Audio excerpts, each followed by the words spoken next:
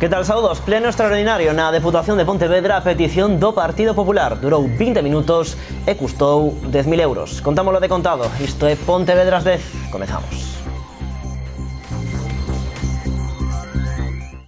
Duras acusacións entre o PP e o PSDG no pleno extraordinario da Deputación de Pontevedra. Esta sesión foi celebrada esta mañá ao rematar a convocatoria ordinaria por petición dos populares. Un debate de apenas 20 minutos que vai supoñer un custo de máis de 10.000 euros para as arcas provinciais.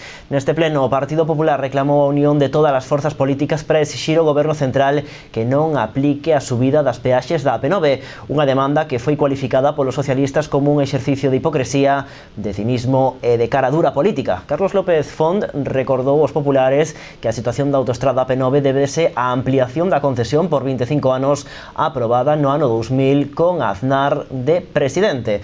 O BNG, pola súa banda, abstívose a esta moción e a tachou de insuficiente, inconsciente e incompleta. Los humanos solo utilizamos el 10% de nuestra capacidad cerebral. ¿Sabías que tras el estudio olvidamos más cosas las primeras 24 horas que los siguientes 30 días? ¿Te han explicado cómo funciona tu cerebro? ¿Sabías que reduciendo un poco la frecuencia en que trabaja se duplica tu capacidad de memorización? ¿Qué harías si pudieses memorizar el doble de rápido? Decide tu éxito. Estudiar es fácil. Nosotros te enseñamos. Instituto de Neurociencia y Alto Rendimiento. Reserva tu plaza.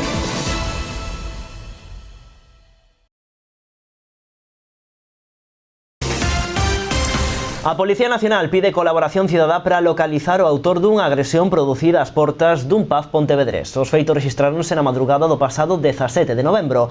Un mozo de 19 anos foi agredido cun vaso de cristal nas inmediacións dun local situado na Rúa Maceda. A vítima foi sometida a unha intervención cirúrxica polas lesións que presentaba no rostro. Segundo informaron fontes oficiais, as circunstancias nas que se produciron os feitos son confusas e non hai prácticamente datos fiables do incidente. Por iso, a Policía Nacional solicita agora a colaboración cidadá para tratar de esclarecer o acontecido nese local e localizar así o autor dos feitos. O único que se sabe polo de agora é que se trata dun home de entre 35 e 40 anos con pouco pelo e que abandonou o lugar da agresión acompañado de máis persoas. Se alguén coñece máis información, pode poñerse en contacto cos axentes a través do 091 nas instalacións da comisaría da Rúa Joaquín Costa ou a través do correo electrónico do grupo de investigación.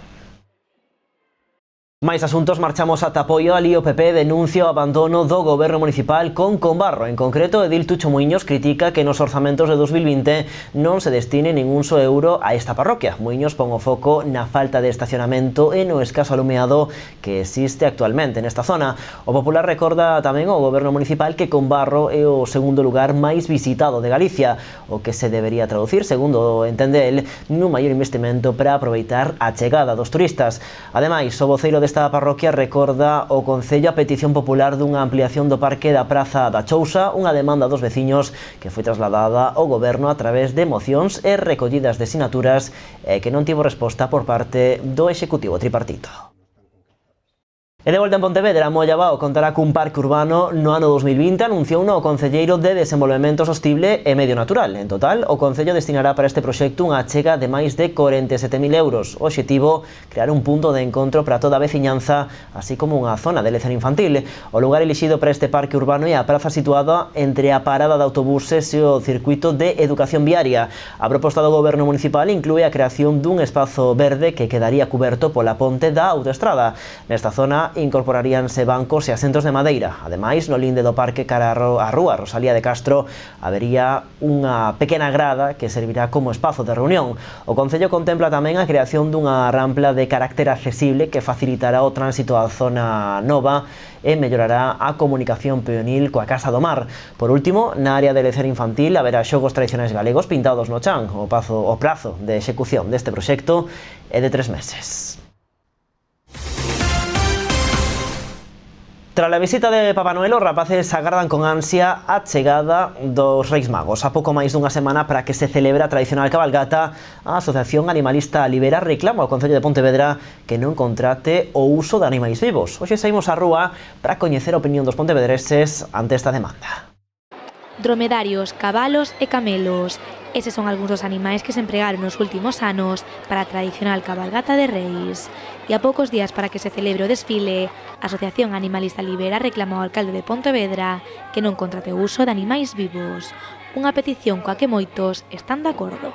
Me parece totalmente de acuerdo, no me gusta que se utilicen animales, entonces bueno, estamos las personas que podemos hacer el mismo trabajo, así que bueno, me parece correcto. ¿Por qué no? Porque los animales son para que estén disfrutando de otras cosas.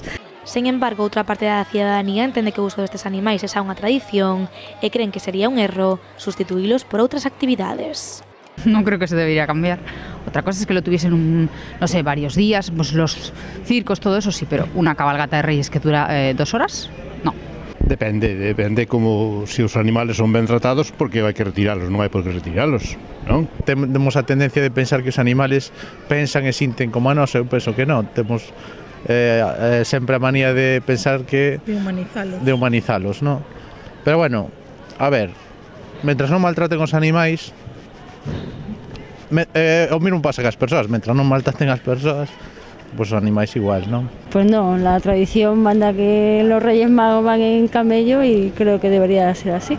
Tradición ou non, o certo é que o Concello de Pontevedra aínda non se manifestou a esta petición e todo parece indicar que os animais volverán a percorrer as rúas da cidade acompañados das súas majestades. Pontevedra prepárase tamén para acoller unha das carreiras máis populares do ano. A San Silvestre volve á cidade para celebrar a súa 36ª edición.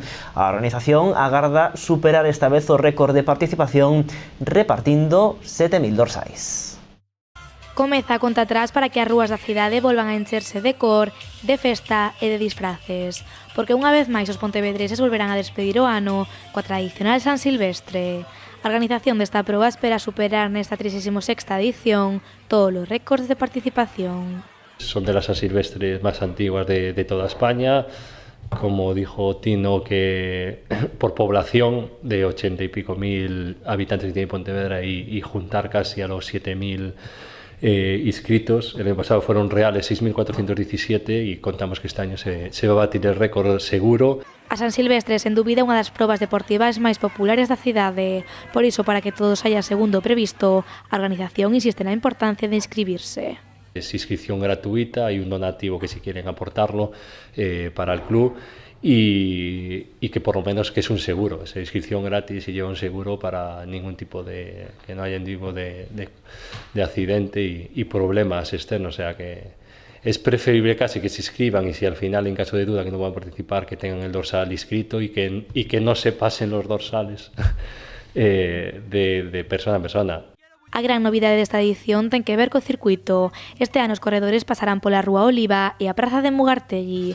A saída e a chegada será como nos últimos anos, dende a Avenida Montero Ríos.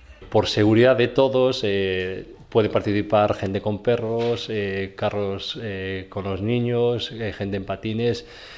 Y sí que por lo menos los carros con los bebés y con los niños pequeños que intenten, al igual que los perros, que intenten ponerse en las posiciones más traseras porque no se da cuenta y hay gente que llega tarde, se pone por detrás, los niños están en la mitad del evento y cuando se da la salida es muy peligroso. E ainda que o máis importante desta proba é divertirse e pasalo ben, este ano tamén haberá premios para os gañadores. Primero se le daría la con al primero de masculino y femenino, destacar la participación seguramente de Antonio Serrat, uno de los mejores triatletas a nivel mundial, que quiere revalidar el título y lo va a poner muy difícil con Jorge Puig, un atleta aquí de Pontevedra formado en la gimnástica. Y después hay los premios de disfraces, al mejor disfraz individual y mejor disfraz de grupo, pues también con zumba antes de la salida. Todos os que queiran inscribirse deberán achegarse ata Casa da Luz en horario de 10 a 1:30 e de 4:30 a 7:30. O domingo e o día 31 o horario será só de mañá. Ali os que desesen poderán facerse con esta camiseta edición limitada. Folles todo pola nosa banda. De contado chega a Axenda Provincial da Cultura con Alba Moledo. Xa saben que poden continuar informados en canalriasbaixas.com e tamén nas nosas redes sociais. Gocen da fin de semana. Adeus.